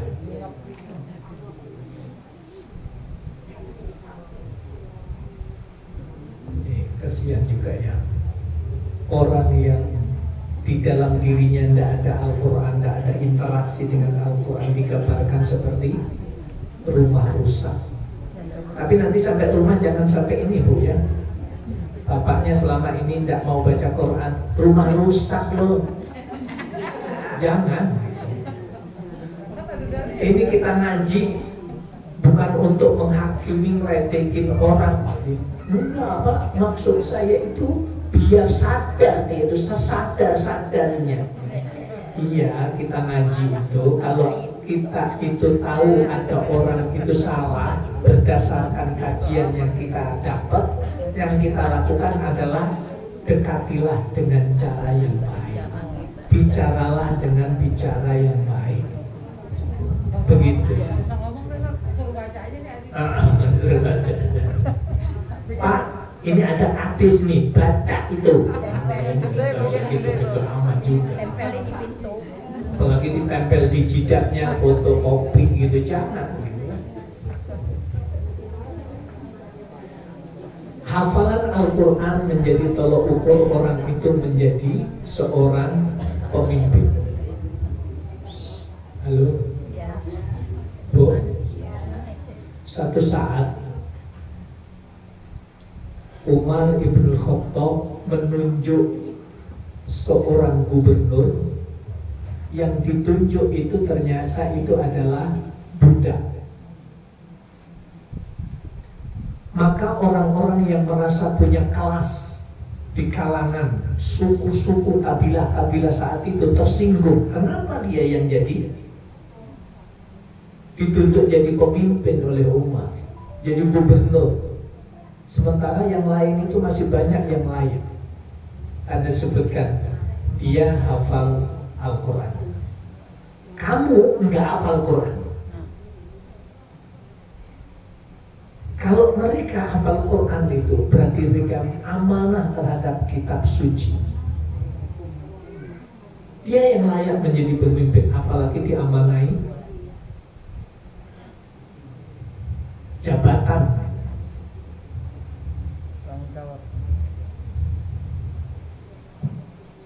Hari Sabtu bapak-bapak siapa yang dapat undangan, Pak?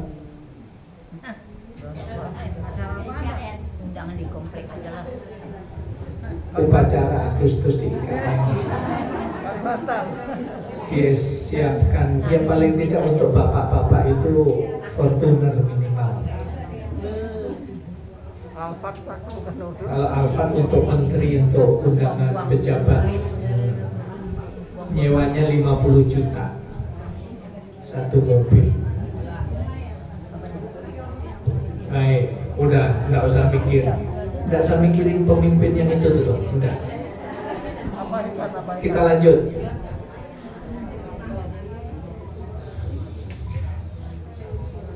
Yang pasti Bapak dan Ibu, ini ada, nanti saya share ininya ya, PDF-nya insya Allah kita kirim.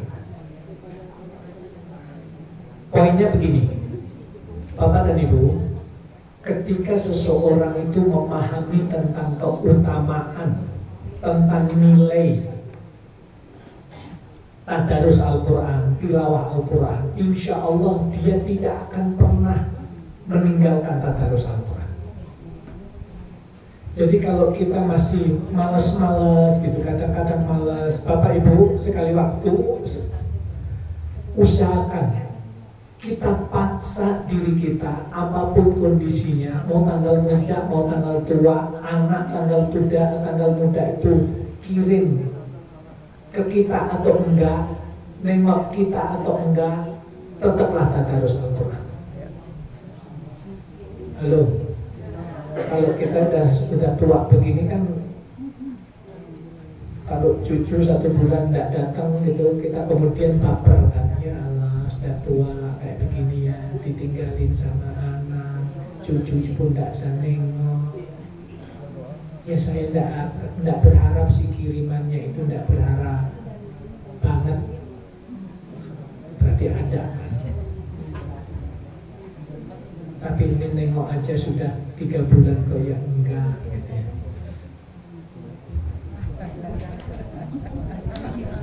Begitu nih. Kalau Bersalimah berapa cucu sekarang? 2. Itu berapa? 7. 11. Usia berapa sekarang? 70 tadi. 70. Kenapa Ibu takut duluan besok gitu? Enggak. Karena disebutkan itu kalau 60 sudah waktunya. Kalau 70 itu sudah finish, itu sudah berakhir. Tapi soal kapan kan soal hak prerogatif Allah. Ibu berapa sekarang usia? 47 Pak. 47. 74, cucu 7. Saya 55, cucu sudah 9. Iyalah, anaknya berapa? Anaknya banyak.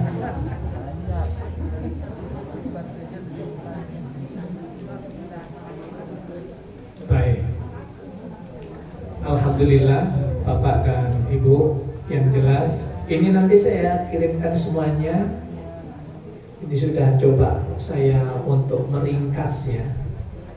Ada 18. Ya.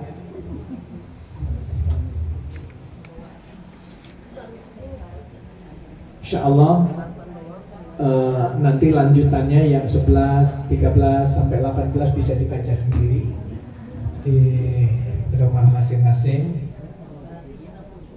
Mudah-mudahan ada manfaatnya Bapak dan Ibu semuanya.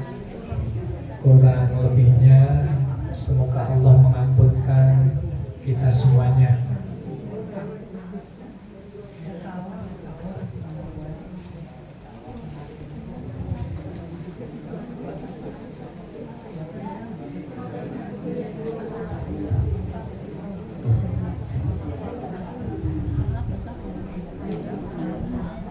Bu, Ibu, nah, ini kemarin sempat saya share, Pak Haji sempat kirim kemarin. Terima kasih Pak Haji. Saya ucapkan doa ajarakumullah fima aqaitum wa barakallahu fima abqaitum wa jazakumullah khair. Semoga Allah memberikan berkah kepada harta yang disedekahkan, harta yang masih dititipkan, yang dimiliki, dan semoga Allah Subhanahu wa Ta'ala membalasi balasan yang lebih baik. Ini saya punya janji dengan seseorang. Orang itu maunya tanah itu dibeli oleh Anuri, sementara orangnya di kampung sana. Saya ingin sampaikan, ini masjid yang Bapak Ibu selama ini ikut bangun. Ini muat 500 jamaah insya Allah.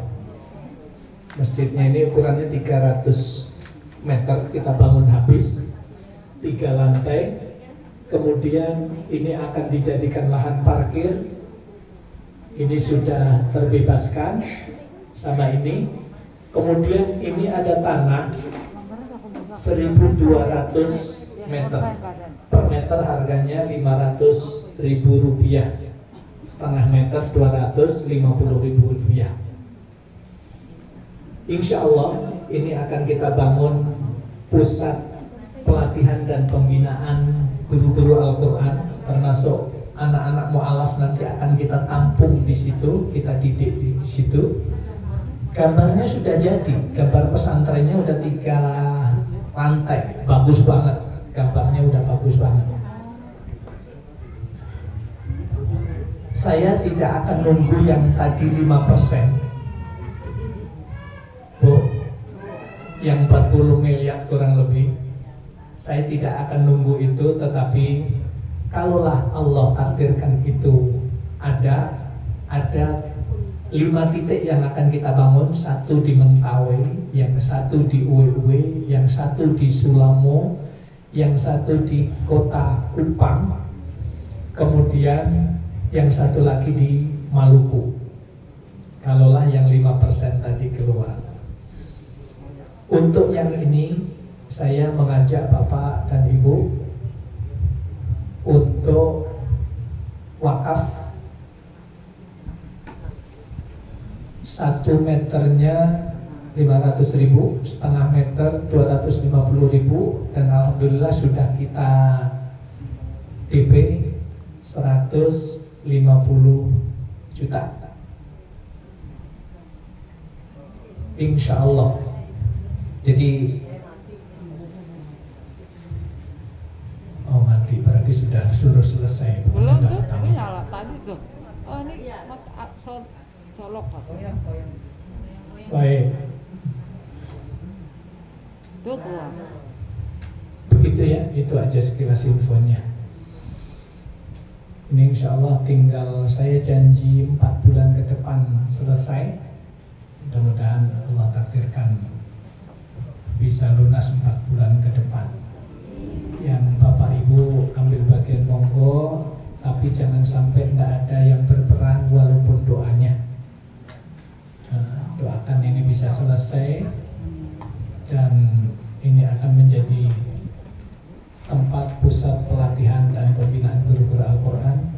Dan wajib ini Bu Syarifah ke depan, bapak-bapak di sini dan ibu-ibu rombongan jalan-jalan ke Tulungagung. Nengok masjid ini sambil ngaji di sana, sambil menikmati lodo ayam kampung. Udah jadi tadi tuh, udah jadi. Kemarin sudah, ini tempat masjidnya ini sudah kita pakai pelatihan sudah 8 kali. Di basementnya itu sudah bisa kita pakai. Siap-siap ya. Siap-siap Ibu ya, jalan-jalan ke Tulungagung insya Allah. Dari sini kalau naik bus itu kurang lebih 12 jam. 12 jam. Insya Allah. Bisa bermalam di situ tak? Kita siapkan, ini di bawah itu sudah ada tempat. Aula itu sudah ada. Naik kereta lebih cepat. Enggak, dekat. Berarti turun Dari stasiun berapa jam? Turunnya di stasiun Tulungagung. Iya, berapa jam ke Ke tempat saya itu 20 menit dari stasiun. naik apa? Kita naik Grab atau Kurang naik lebih ada Grab di sana. Grab aja. Kita siapkan nanti kalau hadir ke sana. Insya Allah. Baik, kita tunggu Bapak Ibu. Subhanakallahumma wa bihamdika asyhadu an la ilaha illa anta astaghfiruka wa atubu ilaik. Assalamualaikum warahmatullahi wabarakatuh.